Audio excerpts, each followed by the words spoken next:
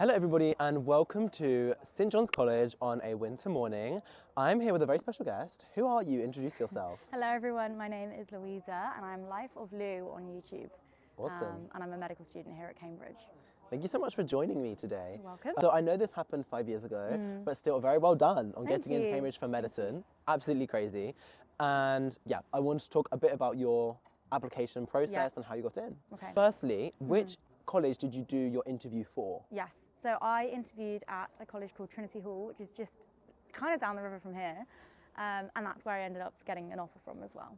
Awesome. And what was the structure for your interview? It doesn't matter if you don't remember the exact details, but was it an hour-long interview? Was it two 30-minute interviews? Were they both about the same sort of thing? Yeah, okay. So I had two 25-minute interviews and they were both in the same afternoon.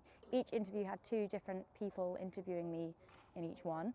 And the first one was a bit more sciencey. The second one had a little, like one ethics question. They asked about my personal statement a bit more.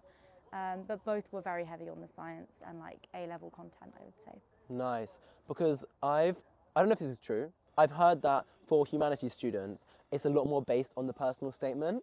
So a lot of my interview, for example, maybe 60+% of it was just asking questions about that. Okay. From what it sounds like, that wasn't the case for you. No, so mine was literally like one question about my EPQ that was written down in my personal statement. Nice. Outside of that, it was all science. And what sort of sciencey questions were they asking you then? So they asked me some really broad stuff to start with, and I think that was to get me to kind of lead the interview in the direction I wanted to take it in. Nice. So the first question was kind of like, tell me about tissues.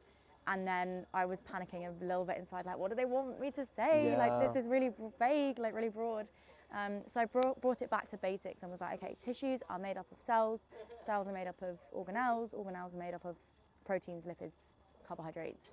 And then from there, the interviewer was like, okay, well, tell me more about lipids and how lipids are used in a cell. And then we like got into the interview a bit more. So it was kind of directed by me, but it was all science related. Awesome, thank you very much. So one thing that I think I understood is that they're not really expecting you at all to have a university level understanding of anything. They're just kind of trying to see what you know. Would you say that's true? I think they want you to apply your knowledge in an original way that's unique to you. So they want to see how you think. They want to see what your brain is doing and how you've interpreted the information that you've been given. So they'll either start off with something like, tell me about tissues, which every A-level biology student should roughly know about. And then they might give you something that you might not know about. So actually at the end of the interview, they asked me a question to do with potassium and sodium and the ratio of like 3 sodium for 2 potassium. And they were like, why do you think it is that that's the ratio?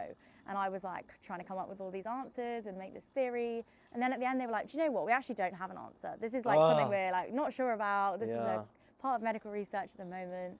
And I just thought, well, I see what you did here. Like they were trying to get me to think through, they just wanted to see how I could think through the problem, even if they didn't know the answer themselves, which I thought was a bit sneaky, but like fair dues.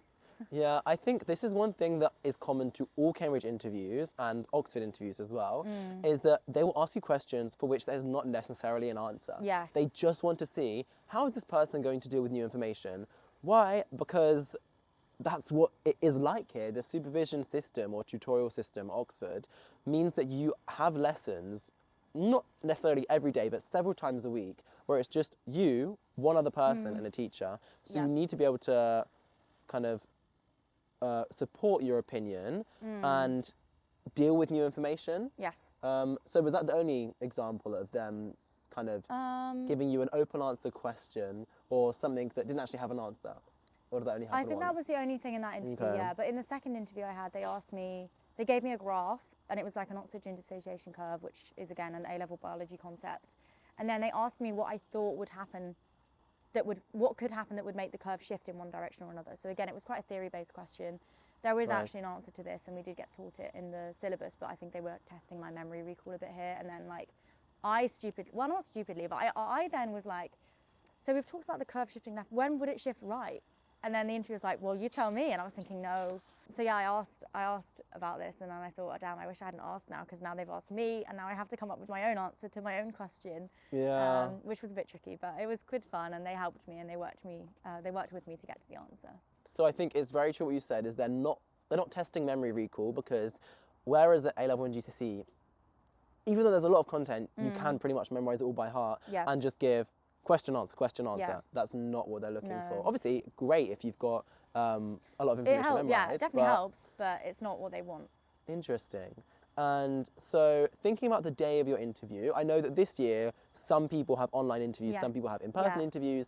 Did you have yours? I'm that old that mine were in person. I person. had the last cohort where the whole university had in-person interviews. Nice. Back in 2019, pre-COVID. That makes me feel really old, but yes. Back when the dinosaurs were going Yeah, around exactly. Cambridge. Yeah, there was like a stegosaurus out on the backs. Yeah, so Nice. it was a really good experience to have them in person. But I've actually helped the college run online ones for the last few years, and I think particularly at the moment there's a lot of like coaching available and information on YouTube as well about how to do online interviews, I would say. So Yeah. don't be worried when you watch YouTubers who did in-person interviews like myself giving advice, because all the same advice applies about what they want to hear from you. But in terms of presenting yourself comfortably, just make sure that you're in a room where you're comfortable and that your camera's working and that you test all of these things before the day. Yeah, because you definitely. don't want anything going wrong on the day of the interview where like your camera's not working or they can't hear you, your Wi-Fi doesn't work. So just get all that sorted in advance. And so when you had your in-person interview, which we've already said, it's pretty much the exact same thing. Yes. Talk me through the day of the interview. Did you wake up Yeah. in Cambridge? Did Yeah. you do it? Did you go from home to Cambridge on the day of? Yes. Did the college provide you with accommodation? So I live like a couple of hours drive away from Cambridge. So we drove up on the morning and it was like Christmas time. It was like mid-December. So I came up with my dad, we had the morning here, we walked around the market, were falling in love with the place, but trying not to get too attached in case I didn't get in. And then we went into college in the afternoon and my interviews were at 3 p.m. and 5 p.m. And we got there at like 2:30, went into the pre-interview room and there were a few other students in there having their interviews. Signed myself in, sat there kind of like trying to keep myself calm, going through things in my head. And then they called me up and one of the students at the college took me to my interview room. And then I went in and had my first interview for like 25 minutes, came back out, met my dad again. We went for a coffee, I think, between the two interviews. And then I went back in, did the same thing again. The student took me up to the second room, did the second interview. And then I think maybe we went out for dinner post-interview, walked Nice. around again, saw the Christmas trees, and then we drove home. Do you have any advice for people who are preparing for a medicine interview, either Oxford or Cambridge, of what they should be doing in the last week? Because obviously interviews are next week. So I to me would about say keep yourself confident. Like, don't lose faith in yourself. Don't get too stressed out. Just know your stuff and believe in yourself. Know that you're capable, and that's why they're giving you an interview. regarding last minute preparation, I wanted to know your opinion on an idea that's kind of been circulating a bit, and that is that the last week before the interview, you should be studying, trying to Yeah. learn so many facts, trying to really have a specific terminology memorized so you can really impress the interviewer. Do you think this is necessary? No, is the Good. short of it. I reckon you need to just like believe that you've accumulated the knowledge over the last couple of years, and if there is, maybe brush up on like 2 or 3 topics that you're really worried about, and that you don't feel as confident in, or the things that you've only just learned at A level, so the things you're covering now. But again, if you don't know on the day, that's fine. They don't expect you to know or have memorized everything. You're not doing your exams like imminently, so they just expect you to have that background knowledge that you need. So just like make sure that you've covered everything a little bit. You've brushed up on some things you did at GCSE maybe, but like don't be cramming, don't be getting yourself tired. If you're a medical student, you're probably going to be doing other interviews elsewhere. They're equally as important, because if you don't get into Cambridge, you need to be going somewhere else. Like you want to get a medical school offer from somewhere. So don't just like neglect all your others because Cambridge is more important. Make sure you're looking after yourself. So yeah, cramming for Cambridge is not probably the way to do it. I agree. I think also it's important to clarify that the interview is not a test. They're not looking for the right or wrong answer Yeah. sometimes. Well, with STEM, sometimes there is a right or wrong answer. Yes. However, correct me if I'm wrong, but they're not looking for, it's not a kind of vocal tennis where you question answer. Yeah, no. That's not what it is, and they're not ranking you out of giving you a percentage like they Score, would in a yeah. test. Also, like you said, they're aware of the fact that you've not learned all the A-level content yet. So overall, it's okay to not say something that's completely right, because sometimes they just want to see how are you getting to that answer.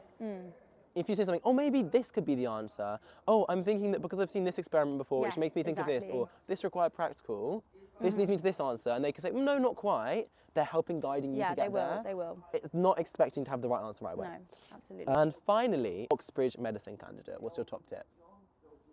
I think a good tip, maybe, I don't know if this is my top tip, but a good tip is don't try and second guess the interviewers and like look up their research and get really nerdy and be like, oh, so I saw you are like a nephrologist. I want to know about the kidneys. Don't do that in your interview. It's weird. It won't get you into Cambridge. So that's good advice to don't do that. That is great advice. And I've said it before, don't try and suck up to an interviewer. It will just look sycophantic. And it's not going to It's get really you weird, but I know extra people that do points. it. Thank you so much for all your advice. And if you have any Oxbridge related questions, leave them down below. We'll be happy to respond. One more time, what is your YouTube channel called and how can people find you? Yes, so Life of Lou on YouTube, and yeah, feel free to subscribe, especially if you're interested in medicine or like pre-med content or like just Cambridge content in general. But thank you for having me, Andrew. It's been a pleasure. Thank you so much for coming.